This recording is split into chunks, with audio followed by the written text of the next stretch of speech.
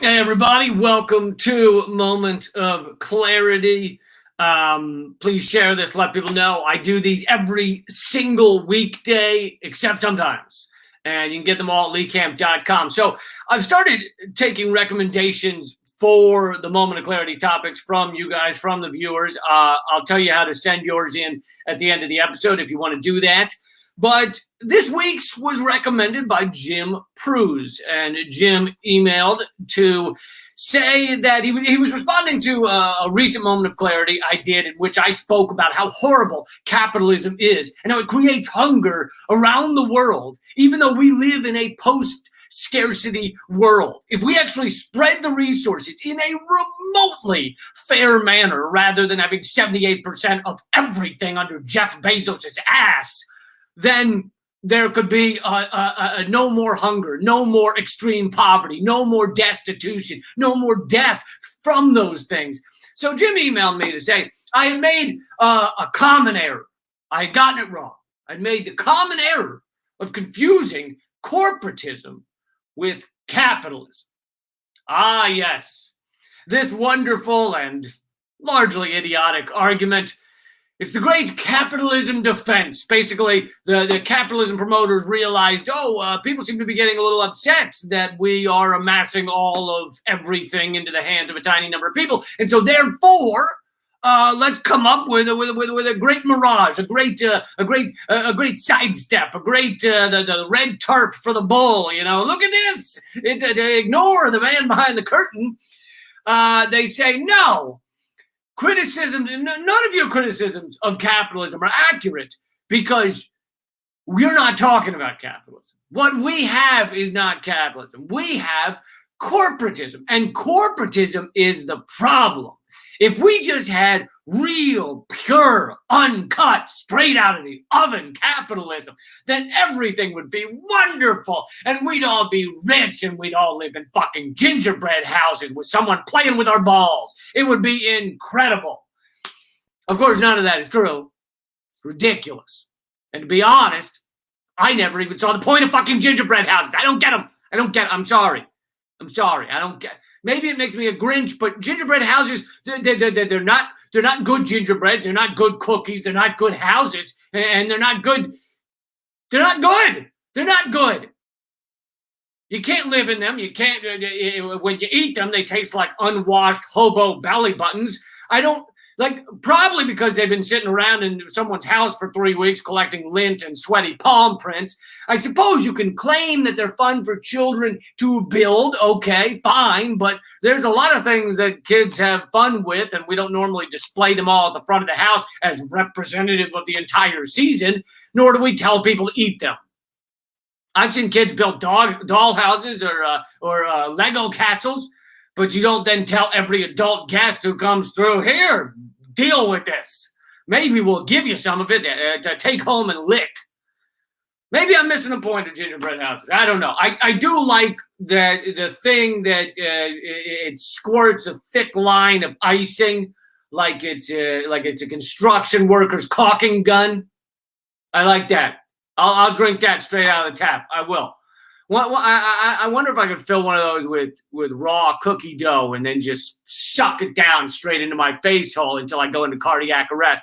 I'm not a religious man, but I feel like that's as close to heaven as you get. Point being, people like to tell me that I've confused corporatism and capitalism, and that the real, uncut, pure capitalism is it's just awesome. It's the cat's pajamas. It's the diggity dog. It's incredible. It would be just perfect. Unfortunately, corporatism always seems to get in the way. And these people are absolutely correct with that argument, except that they're completely wrong. That argument is nonsense. Capitalism will always result in some form of what they're calling corporatism. Therefore, it is corporatism.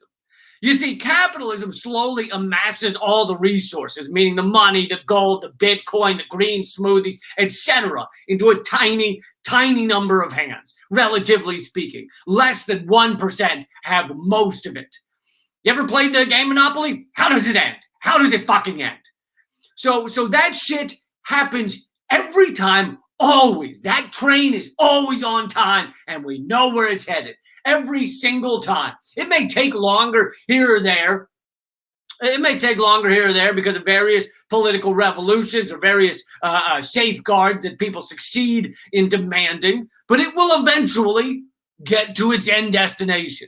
Once the few sociopaths at the top have completely outsized money, aka power, because in this system money is power, they will then create uncontrollable corporations that will be so fucking stuck together with the government that they look like bugs fucking. And the corporations care nothing about the nationality or humanity or the spotted owls or flushing the toilet after they use it. They just eat everything and then shit out garbage.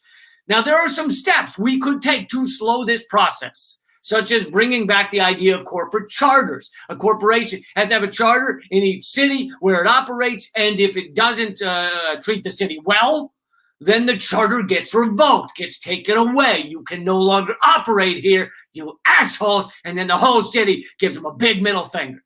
Now, I support this idea, even though I understand that it is the equivalent of pulling down the chest of drawers behind you as you're running away from a serial murderer or a werewolf or a squirrel that's gotten loose in your house.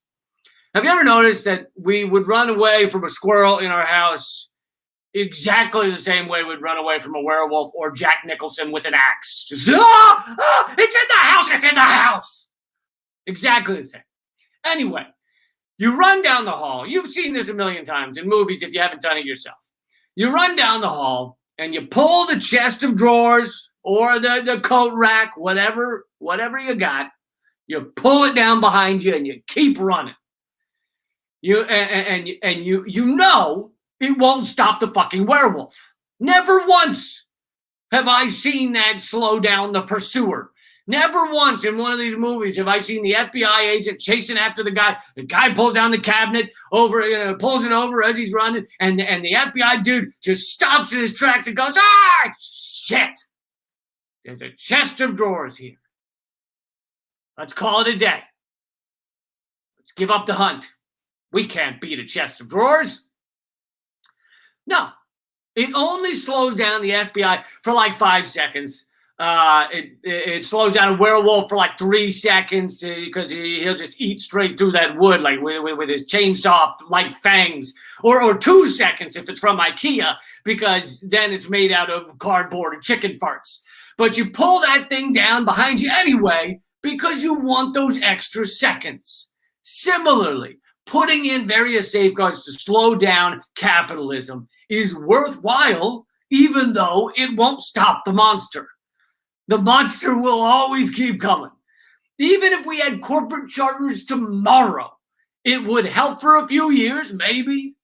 And then the incredibly powerful ruling elite who all have or run corporations would get the lawmakers they own them, and they will eventually always own them, to undo the corporate charter system. In that way, it is inevitable. Now, some places have succeeded in slowing down this advance a little bit. Take a look at some of the Scandinavian countries. They have more regulation. They have much stronger social safety net for those who are beaten down and chewed up by capitalism. The average McDonald's employee in Denmark starts at $21 an hour when you account for the other benefits, and they get free healthcare, of course, and they get a lot more vacation, and the burger meat has 13% less cow anus in it, etc. I made up that last fact, but the rest are true, and probably so is that one. All those things are great. I totally agree with all of them, and I recommend we here in America do them immediately because life fucking sucks for most Americans nowadays. But the capitalist system will find a way to tear apart those requirements or restrictions eventually. It's just a matter of time. The gravity in capitalism never lets up. Even if you don't always see it pulling down, pulling the system to a fucking dystopian horror show where you have to sell your virginity for Dale Earnhardt commemorative NASCAR plates, which you can then sell for $14 so as to feed your hungry baby. I know I did. Capitalism is like glass, okay? Glass is technically a liquid, but it moves so slow, you can't really see it. If you look at glass from 200 years ago, it's thicker at the bottom than the top because gravity is slowly pulling the atoms down. It's a very slow-moving liquid. Well, that's like capitalism. You might not see it, but the gravity will eventually turn the system into unfettered, late-stage, ravenous, corporatist, dystopian shit-fuck hellhole. Eventually, the werewolf will always catch up with you. By the way, Scientific American says glass is actually not a solid or a liquid. It's an amorphous solid, a state somewhere between liquid and solid. But I didn't have time in the analogy for that much nerdery, so I just went with it's a liquid. Point being, capitalism is corporatism. They aren't separate things. So when someone says to you, no, the negative thing you think is capitalism is actually corporatism. I bet you didn't know that there, Sonny. Let me educate you, youngin'. They're full of shit, okay? They probably don't even know they're full of shit, but I promise if you got them an x-ray or a sonogram, you'd find out they're full of shit. They probably heard that defense of capitalism from some garbage thinker like Alex Jones or Rush Limbaugh or some crap like that. Somebody whose face looks like it's slowly sinking into a flesh puddle, which again is due to gravity. So I guess the lesson of all this is gravity always wins in the end. That's been your moment of clarity. Please share it. Please hit subscribe. So if you want to send in a topic, you can do that by emailing leecampmail@gmail.com. Just shoot it over to leecampmail, MAIL @gmail.com. And I might not be able to respond to all of them, but I'll try to respond to a lot of them. There's no guarantee that I will use your topic. It has to be a topic I'm interested in. It has to be sentences I can understand. And has to be something I know about. So, yeah, but you can send your topics there. Thanks to all those who have already done it. Please do hit subscribe. A lot of you might be watching this on the Redacted Tonight YouTube channel or one of the other YouTube channels. Please go over and subscribe to youtube.com/Moment of Clarity. I have multiple channels. The Moment of Clarity channel is the least suppressed of them. So please go subscribe at youtube.com/Moment of Clarity, even if you're watching this somewhere else.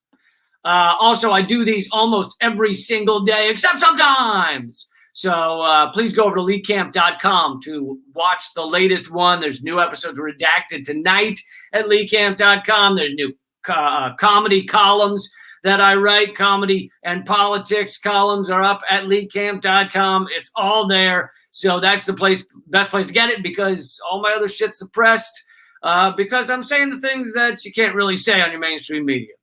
All right. Keep fighting, everybody. Sorry I don't have time to answer questions, but I will do it next time. And yeah, I think I said keep fighting. Keep fighting.